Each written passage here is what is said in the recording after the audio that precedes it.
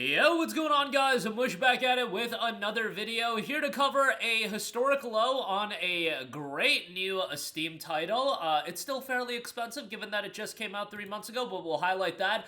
We got another low game deal on one of my favorite games of the last couple of years. It seemed like there was going to be a little bit of uncertainty with the future of the IP, but thankfully it got saved, and there's also a great update with that game. I've been meaning to cover this for a little while. We'll finally get to it. I'm talking about the excellent Hi-Fi Rush, so we'll get to that. We've got some other great game deals, another historic low, and then we'll round out the video by rapid firing through a lot of game deals under the price of $10 at lows as well. But more on that at the end of this video. First of all, Kronos the New Dawn is at a historic low price point, 25% off for $44.99. Obviously, fairly expensive still. The game just came out 3 months ago. I really enjoyed Cronos the New Dawn. I thought it was a great game. From an atmosphere standpoint, I thought it was excellent. Now, it is a little bit more on the challenging side, so keep that in mind. However, you know, if I can make through any game, you guys can make through a game. I should be the barometer. Like, if I can beat a game, dude, anybody can beat a game. So, for those of you that are a little bit deterred from Kronos the New Dawn from the difficulty standpoint, your boy got through it, so you guys can get through it as well. $45 on that. Do bear in mind it's a little bit...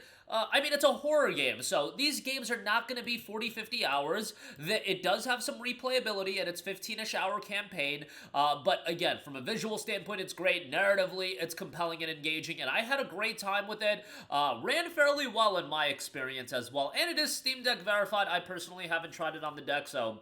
keep that in mind, although it is on the Switch too as well, so should be able to run pretty decently on the deck. But yeah, had a great time with it. I could totally understand people waiting for the game to get cheaper. I could totally see a year and a half from now the game ending up in a humble choice or something like that. But, you know, if you've been eyeing it for a while, like I said, I really did enjoy the game and I would give it a recommendation. Next up, like I said, Hi-Fi Rush, 40% off for $18. Right off the top, I do want to note that they had an update. Hi-Fi Rush PC version, de novo removal and patch information. For PC players, please review the following information regarding upcoming changes required for continued service use. De novo support for PC versions of Hi-Fi Rush is scheduled to end on January 16, 2026. Please note that even after de novo is removed, the game's own anti-tampering features will remain active and will not affect normal gameplay. The adjustment is intended to provide a more stable and efficient service environment. We sincerely appreciate all players to continue to support the game through legitimate use. Again, Hi-Fi Rush is a tremendous game. I was blown away by it, and if you guys don't know the story, this game was done by Tango Gameworks, the same guys that did The Evil Within and Ghostwire Tokyo, which those games were really good in their own right. Hi-Fi Rush was a little bit different, or, you know, little bit would be putting it lightly, a lot bit of a different experience than those games, being a music rhythm action title, had a great soundtrack, so much flashy visuals, and just great gameplay as well.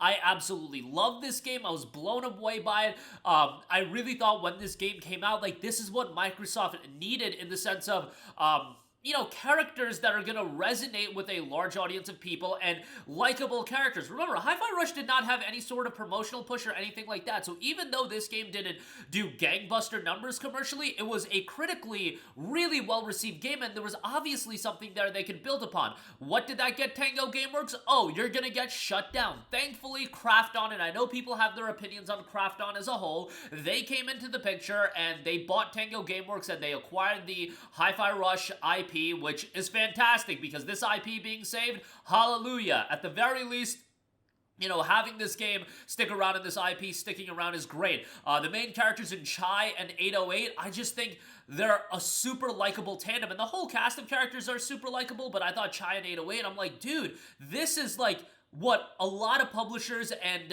you know, game publishers especially would kill for. Having mascots that you can build upon, likable characters that you can monetize through future games, merchandising, etc., etc. And I'm not saying Hi-Fi Rush was going to get there overnight, but I absolutely saw the foundation being set with this, and I think by far, and I've played every single one of Tango Gameworks' games, this is their best title, and it's a budget game that had a stealth release. I really hope that, you know, we get a sequel, it turns out just as good because there's something here, and I think everything that happened with Microsoft and Tango Gameworks being done dirty ultimately will elevate this IP because now they have that underdog story and people desperately want to see this game succeed, at least the people that are aware about it. And I'm sorry I'm going on a tangent, but this is one of those games that deserves that tangent because I was infuriated with how Microsoft... I'm infuriated with a lot of things that Microsoft does, but this is one that I was just like, dude, you could drop games at this quality level, and what does it get you?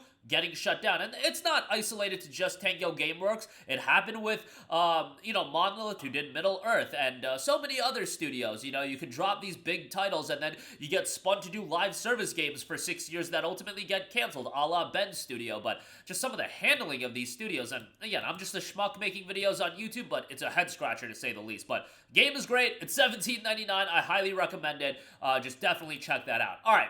Another historic low game deal, Layers of Fear, is 60% off for $11.99. This was also handled by Bloober Team in this upgraded release. All stories must come to an end, even twisted and eerie ones. The canvas, the stage, the novel. This narrative-focused psychological horror experience is ready for its final brushstrokes, its curtain call, its final chapter. Are you ready to return and face your fears one last time? Mostly positive reception on this one. 1,195 reviews, 79% positive, so just shy of the very positive threshold. But yeah, $11.99 on that. New low price on that. All right, lastly, rapid fire here. Let's go through some under $10 games. Black Gunner Wukong is 65% off for $1.74. Look, this is a little hysterical. Wukong Survivors is a TPS rogue game where players control Sun Wukong and his friends, sweeping through all visible enemies and rescuing their captured master. And guess what? Black Gunner Wukong actually got the jump on Black Myth Wukong. It came out on February 5th, but a very positive reception there. It's got 389 reviews, 98% positive, so if it can crack the 500 review threshold, it would be overwhelmingly positive. Come on, guys, you can get it to 500 reviews, so we'll see if that happens. But yeah, Forgive Me, Father, 75% off for $4.99. A Lovecraftian boomer shooter, a dark retro horror FPS set in a comic book style world inspired by the novels of H.P. Lovecraft. As though only one left, with full senses, you begin a journey in search of answers and relief. How long can you last? Very positive receptions on this one. 1,887 reviews, 86% positive, and it's available for $4.99 right now. Next up, we have Il 2 Sturmovik 1946 at a historic low price point of 80% off for $1.99. Includes all of the original series' content and Forgotten Battles of the Aces expansions and alternate history campaigns of year 1946. So that is available. 32 new flyable fighters and bombers, and 4 new aircraft as well. Large new historical maps as well. All that for $1.99. Dread Templar is 80% off for $3.99. A fast-paced, hardcore, old-school FPS combining classic 90s shooter and modern FPS elements. Unlock and combine dozens of weapon upgrades and skills. Embrace the Dread Force and obliterate hordes of fiendish enemies. Become the scariest thing in hell and get your revenge. 1,008 reviews, 83% positive there. Another Craft-On title, we have Callisto Protocol, 85% off for $8.99. Look, I very much had my issues with this game. I did dub it the Stuttering Protocol the day it came out because it was an atrocity from a PC performance standpoint. It was remedied fairly quickly in my experience. There's things to like about Callisto Protocol. It was absolutely egregious, priced at $60, $70, but at $8.99, if you want a quick-to-get-through action survival horror game, I do think there's fun to be had. I thought the combat in this game, some people liked it, other people absolutely hated it. I was in the absolutely hated it category. I did think from a narrative and an atmosphere standpoint, it was compelling. The visuals are stunning. For $9, I think it's a fine pickup, so I wanted to give that a mention. Mutant Year Zero Road to Eden, very much akin to XCOM, a tactical game combining the turn-based combat of XCOM with story, exploration, stealth, and strategy. Take control a team of mutants and navigate a post-human Earth created by the team, including a former Hitman leads and the designer of Payday. You've got 6,300 reviews on this, 89% positive. And lastly, the Tactics title, Fell Seal Arbiter's Mark, is 85% off for $4.49. Thankfully, we did get a upgraded release of Final Fantasy Tactics, but for a long time without FF Tactics, Fell Seal Arbiter's Mark was the game I was recommending to a lot of people for a tactics-style game in that vein. The visual style is great, the story's pretty good. and overall, a worthwhile game for $4.49. A turn-based tactical RPG with a focus on storytelling and strategic battles unfold a mature story as you progress through handcrafted scenarios, controlling your own group of arbiters, with each character customizable from a wide selection of classes and abilities. 3,300 reviews. You've got an 89% positive feedback, 82 on Metacritic as well, so pretty well received. But yeah, that's $4.49, and there is a bundle with the DLC, Missions and Monsters DLC, that is $5.79. But that is gonna do it for me. Again, great deals across the board. I know Kronos is still expensive, but it is a great game that I did want to give a shout to. Great news on Hi-Fi Rush, and 40% off on that. Very much recommend that. It's about, 8 hours long, around that range, but that's one of those games that you can go back and play. There's a lot of post-game content as well. It's just a fantastic game that I highly recommend. But a lot of great stuff. Links to everything in the description box below. That'll do it for me. Let me know all of your thoughts in the comments section down below, and I will catch you guys in the next one. Peace out.